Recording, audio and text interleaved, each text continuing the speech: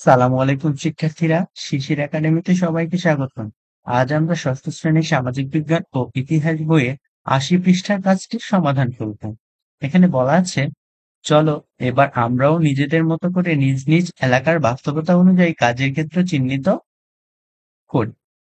নিচে ৩টি উদাহরণ দেওয়া হলো বোঝার সুবিধার্থে, চাইলে এগুলো রাখতেও পারো, আবার বাদ দিয়ে অন্য কাজের কথাও ভাবতে পারো। তো এখানে ৩টি উদাহরণ দেওয়া আছে। এক, যেগুলো আমরা আমাদের আহ নিজেদের এলাকাতে করতে পারি। তো প্রথম কাজটি হলো অলজ ও বনজ বৃক্ষরোপণ, বন্য পশু পাখির আবাসস্থল সংরক্ষণ, নিজের বিদ্যালয় ও আশেপাশের এলাকায় ময়লা আবর্জনা ব্যবস্থাপনা। এখানে ৩টি দেওয়া আছে, আর বাকিগুলো তোমাদেরকে পূরণ করতে হবে তোমাদের এলাকার ডিমান্ড অনুযায়ী। তো ওই কাজগুলো কি কি হতে পারে, চলো দেখা যাক। আমি পূরণ করে রেখেছি, সেখান থেকে আইডিয়া নিয়ে তোমরা তোমাদের মতো করে তোমাদের এলাকার ডিমান্ড অনুযায়ী কাজগুলো নাম লিখতে পারো, অথবা চাইলে আমার দেয়া কাজগুলোর নামও লিখতে পারো। চলো দেখা যাক।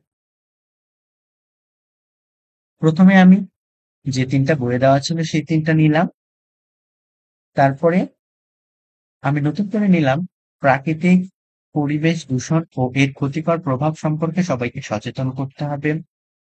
কলকারখানা ও ইটের ভাটা হতে নির্গত হওয়া কালো ধোঁয়া রোধ করতে হবে। তারপরে এলাকায় রোপিত গাছের পরিচর্যা ও তা সংরক্ষণ করতে হবে। এই যে আমরা প্রথমে এখানে গাছ লাগালাম,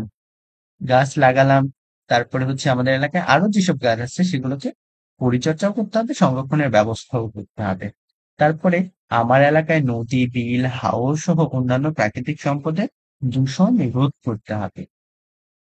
তাহলে আমি এই ৪টি কাজ দিয়ে বাকি ছকটা পূরণ করলাম। তোমরাও চাইলে এভাবে পূরণ করতে পারো, অথবা তোমাদের এলাকার যে কাজগুলো করা দরকার সেগুলো দিয়েও ছকটা পূরণ করতে পারো।